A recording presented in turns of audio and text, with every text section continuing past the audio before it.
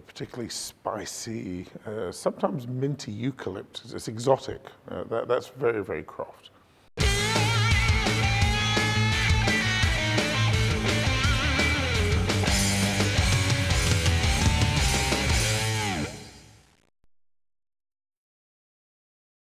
It is very much Quinta da Roeda in Pinhão. That is the basis behind the style of a Croft vintage. Quinta da Roeda is very exposed. It's south-facing. It's in fact interesting for me that we start picking every year pretty much the same days we start in the Upper Douro of Vargelas. Just the exposure of Roeda in comparison, for example, to Vargelas means that it's very advanced ripening property. In comparison, for example, the quintas that we have in the Pinhão Valley. Croft is considered to be probably the oldest port house going back to 1588.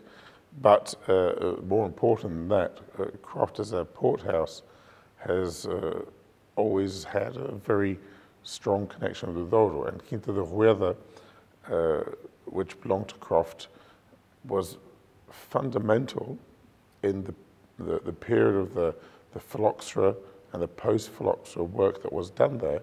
And a lot of the old vineyards from Roeda that we still have today were pioneering vineyards in this post-phylloxera period of the first 30 years of the 1900s.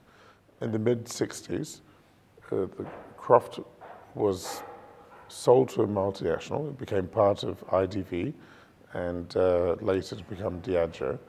And during that period, Croft's vocation was not necessarily vintage. The Fladgate Partnership, my family's, we purchased Croft, in fact, in September 2001.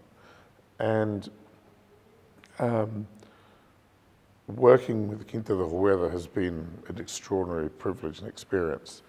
And the first thing that we did was that in 2002, for the 2002 harvest, we built granite lagars, because in the Fladgate Partnership, we believe that it's through foot treading in granite lagars that we produce the best ports to age for vintage port. There are a few of the older vintages that stand out for me, and although I'm very much looking forward to today's tasting, this is the second time that I will be doing a vertical Croft tasting. And of the older vintages, 45 stands out for me. But there's one vintage in particular, 1960 Croft, which is one that doesn't often come up on the radar, the 1960 year. But 1960 Croft is a particularly stunning vintage. I'm looking forward to seeing that.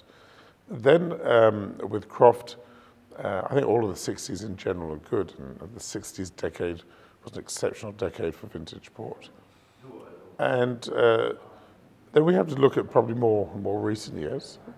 The 2003 was the first vintage that I was fully responsible for, but I think 2011 is where I feel that we have best brought back together the personality of the Croft vintage together with the dimension and in an exceptional year.